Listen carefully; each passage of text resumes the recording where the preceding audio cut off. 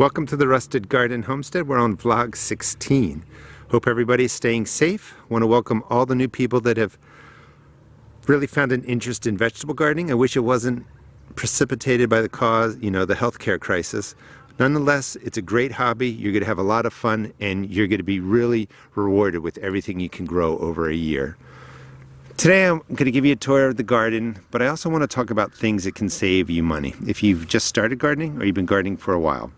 Let's start with fertilizers. We're going to only focus today on organic fertilizers. This is the most expensive way to buy them in these 3-pound and 5-pound bags. When you buy organic fertilizers, when they're granular type, they're called insoluble fertilizers, and that means your plants can't use that fertilizer right away. You have to throw it into the ground, into the garden bed. Microbes break it down, and it's really kind of changed into a form that your plant root system can pull it in and it can use it. These are considered slow release. So first thing we have is the granular types. Now, when you go and look at the bags, they're going to say 3-4-4. That represents N, P, and K. That's 3% nitrogen, 4% phosphorus, 4% potassium, N, P, and K. Some of them may say a 3-6-3. You can take other ones. This is called raised bed plant food. This is for lawns. This is a garden tone. Don't worry about the names. These products are all basically the same. There's really no such thing as a lettuce fertilizer, a raised bed fertilizer, a container fertilizer, a fruit fertilizer. Yes, you can have variations in the N, P, and K, but it's subtle and it's really something you don't need to worry about. When you look at this fertilizer, this one is a 10-8. So this has more nitrogen. The more nitrogen you have, the more leafy green growth you might have. So someone might say, well, this is great for lettuces because lettuces are mostly leafy greens. That's true, but sticking around a 5-5-5, couple digits up or down, isn't going to cause any harm. And that's important because you want to buy products like this that are on sale. Buy the cheapest product that's on sale. If it's organic, it's organic. And the reason being is, for instance, this is bone meal. Okay, this is mostly phosphorus, and when you look at this, this is a 2-14-0 fertilizer. 2% nitrogen, 14% phosphorus, 0% potassium. This is pulverized cattle bone. It's great to add phosphorus. It's used by itself to increase phosphorus in your garden. You want to just use this as an all-purpose fertilizer. Then you have blood meal, which is usually dried pig's blood. That's a 12-0-0. That is 12% nitrogen, no phosphorus, no potassium. This is great for putting nitrogen into the soil. That's what makes your plants green. When you look at all these different numbers, you just want to get a fertilizer that represents N, P, and K in some way. Doesn't matter what those numbers are. And again, try and stick around to 5-5-5. When you look at the ingredients, of this lawn starter food, it's made from bone meal, poultry manure, sulfate of potash. When you look at this one, it's made of feather meal, poultry meal, bone meal, alfalfa meal, green sand, again sulfate of potash. When you look at this one, if I can find it quickly, it has blood meal, bone meal, feather meal in it. And I think you get the sense that these products, it may be for raised beds, for lawns, for tomatoes, for peppers, they all have the same ingredients. Usually a combination of blood meal, bone meal, feather meal, alfalfa meal, all kinds of different stuff. The reason I'm bringing this up and spending so much time on it, this is the most expensive way you can buy it. In fact, a trick to use is if you go to feed stores, livestock places, you can buy 10-pound, 20-pound, 30-pound bags of things like alfalfa meal. You used to be able to find bone meal. It's dirt cheap. You can buy it that way, put it in your garden, and use it. So a couple of things. When you see a 3-6-3, a 3-4-4, that means in this bag 3% is nitrogen, 4% is phosphorus, 4% is potassium. When you buy this bag, it means 3% of the volume in here is nitrogen, 6% is phosphorus, 3% is nitrogen. When you take a handful and you scatter it around your garden, it's not going to be a 3-4-4 all over your garden. It's not going to be a 3-6-3 all over your garden. You're scattering it. You're bringing down the NP and K to well below a 1-1-1 when you do it that way. And that's important because animal manures and composts are all below a 1-1-1. So you can't, just start gardening and have all the compost and manures you need. But I want you to keep in mind that one thing you want to learn is how to compost. And we'll walk over there and talk a little bit about that. Because you can just use compost. You don't need the organic, insoluble fertilizers at all if you can just put compost in here regularly. During the fall, in the spring, middle of summer, you just add compost and you give your plants everything that were in those bags, and you can really make it for free. You don't have to spend money. So much money is spent on the fertilizers that it really takes a chunk out of your budget. The other thing is, as we walk through here, you see all these different raised beds and different ways to garden. The cheapest way, as I mentioned, is just use the earth. Mound up something about 2 feet or 3 feet wide, and you can plant in it. These are all my greens for the cool weather season, all the way up until really June, and then I'll pull these out. The kale will stay, but I'll also put tomatoes in here. You don't need anything fancy. You can use your earth. You can use leaves around your area. In fact, I want to go show you something in my wooded area. If you're lucky enough to have woods near you, you can go and you can dig out the leaves in the forest area. Let's walk over there. So if you have a wooded area where the leaves fall, the leaves sit, the leaves break down, and it's been doing that for decades, you can go and you can dig up some of the leaves, chop them up and use them. Here's a foundation, an old foundation in my wooded area. I began clearing it off and it just had, like a foot of leaves under there. All of this that you see sitting on here, and this is amazing, that is worm castings. People pay a lot of money for this. And if I dig into here and I start lifting up and pulling out what's in there, it's a combination of decayed leaves, organic matter, and all these wonderful worm castings. I can just scoop this up, put it in my containers, put it in my bed, and if you go down to here, you'll see a lot of leaves and sticks. I could dig that up and I could start composting that. I have a lot of videos on composting, but it's something you can do with grass clippings, with leaves, and this is like finding black gold. I mean, it's really, really amazing. All right, let's walk back to the garden. This is cold composting. This is basically what was happening in the wooded area. Get a pen, something about this size, 3 feet by 3 feet, 4 feet by 4 feet is perfect.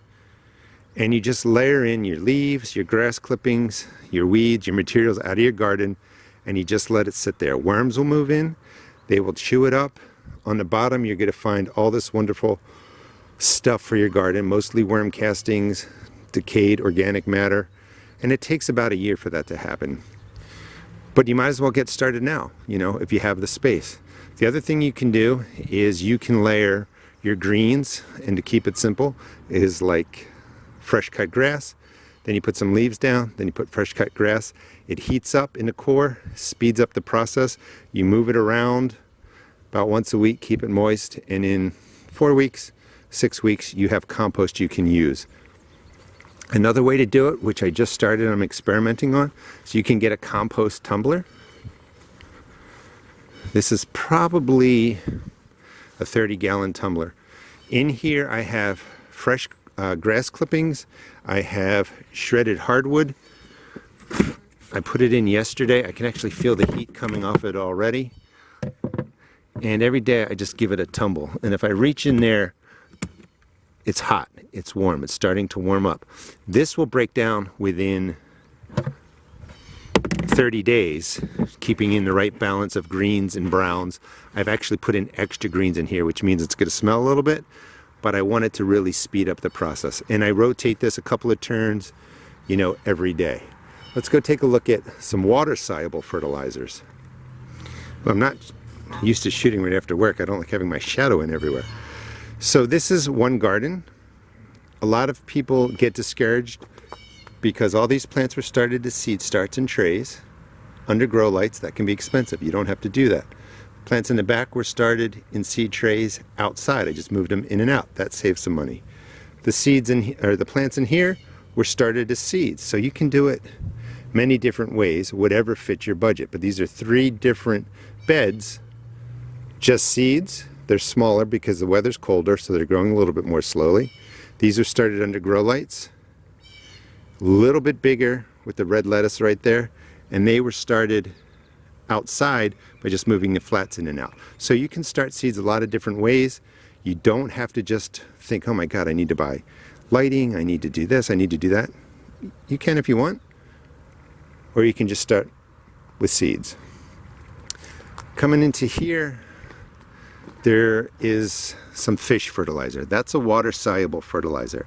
And that can be a little bit expensive too. But water-soluble fertilizer means you typically mix it into water, usually 1 tablespoon of whatever product you're buying. Mixes into a gallon of water. You pour it on your plant, you pour it into the roots, and it's in the form that your plants can use immediately. It's water-soluble. And it has to be in a water-soluble form so that your root systems can pull it right into the plant. So your granular's insoluble until the microbes break it down and change it over into a different chemical form. I do recommend fish fertilizer.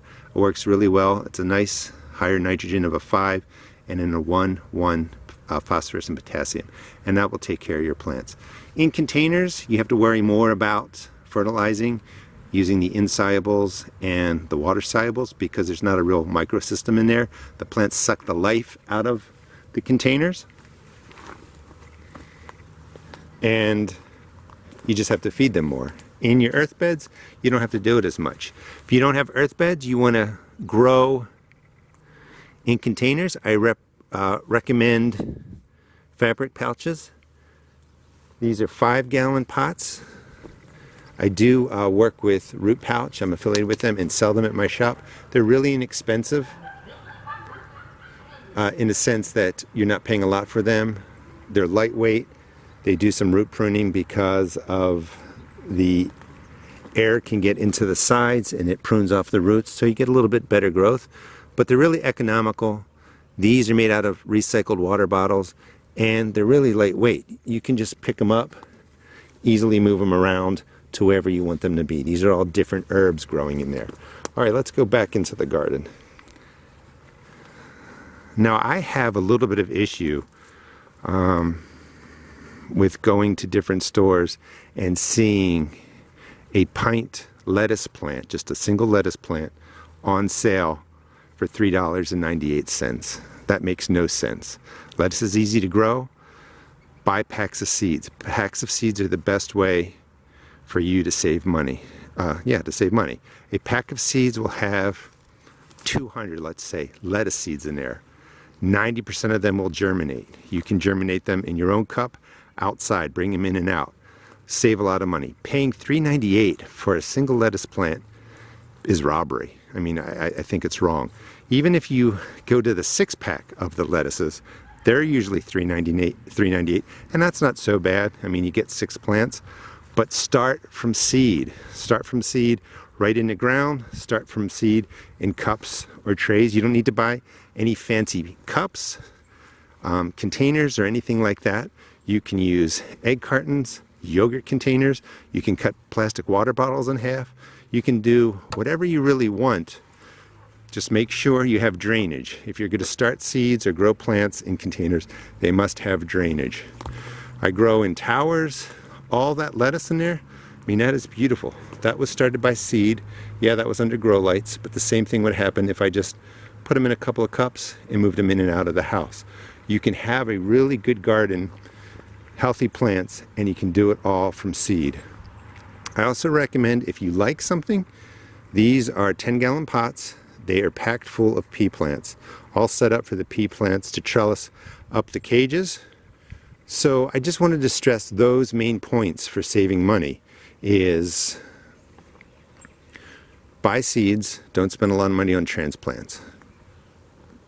Dig earth beds, you don't need anything fancy. I have all kinds of trellises here, you don't need those. You can get sticks from a wooded area, you can see what friends and neighbors have, you use broom handles, You can buy them if you want, but think about the budget. Start with plain old earth. Get some leaves, shred them up. You can mix those leaves into the bottom of the bed. So you basically would dig this out, move it to the side, go down about 10 inches, put a whole row of shredded leaves in there. If you're lucky like I did, you have those worm castings, throw that in there, then put the earth back on top. Your plants will grow into that. They'll love you for it. You save a lot of money. Fertilizers, just know what you're buying. Don't buy specialty high-end fertilizers. It's all a bit of a game. Just because it says organic doesn't mean one organic's better than another organic. If it says organic, usually has blood meal, bone meal, feather meal, alfalfa meal, poultry meal. Sometimes they throw in things like green sand and other things that sound fancy. You don't need it. Green sand, you don't need kelp meal, you don't need different things like that. You just need something that represents N, P, and K, and I'll show you how to use it in your bed. The other thing I would say is when you're growing in the beds, to save water, save time, is do a lot of mulching. This is shredded hardwood. You can use grass clippings, but you just want to put that down around your plants after they come up. If you're planting seeds, wait for the seedlings to come up, and that will save you a lot of money in watering costs, but it'll save you more money in labor costs, your own labor, because you're going to have to water at least 50% less. All right, what else can we talk about? Maybe I'll just talk about garden size. So this is a 2 foot by 6 foot raised bed, packed full of radishes. Nice big size. Well, that one's split. A lot of water came down in rain the other day. Arugula. And then this is my raised bed, which is what I recommend. There are 2, 4, 6, 8, 10, 12, 14, 16, 18, 20, 22, 24, 26, 28, 34 plants in there. Different mixes of kale and cabbages, all for my leafy greens. Everything that's planted down the middle is cabbage or something that's going to come out. Around the kales and the collards, I'll be able to grow beans. I'll have greens that are nutritious. I'll have beans that are protein, all in this small space. Coming down here, those are some extra cabbage plants. They normally want to go there. Coming down here, I could put in 1, 2, 3, 4 tomato plants, a couple of pepper plants, cucumber, zucchini plant. All this space in a single line, dug from the earth, will provide plenty of vegetables for me for my first year of gardening. So this is something I really do recommend. And I probably would end on that, is you don't have to get overwhelmed fixing up the bed perfectly. You don't have to buy tons of organic fertilizers. You don't have to spend a lot of money on transplants. You just need some seeds, some earth, and some fertilizer. And you can do a great job growing. I mean, at this point, it's hard to really kind of convey this in video, but there are so many people coming to my channel wanting to learn how to garden. So for all of you that I've interacted with before, that have been around for a while, that have experience, I said this in the last vlog, please write down your tips to help other people. There are literally tens of thousands, hundreds of thousands, millions of people worldwide that are wanting to learn how to garden, and this is our opportunity to really help people out and share what we know. Hope you enjoyed the video. If you want to subscribe, please subscribe. I'll show you how to grow all different kinds of cool weather crops, warm weather crops over the entire season, and I will help you along with some of the people that you run into that leave comments.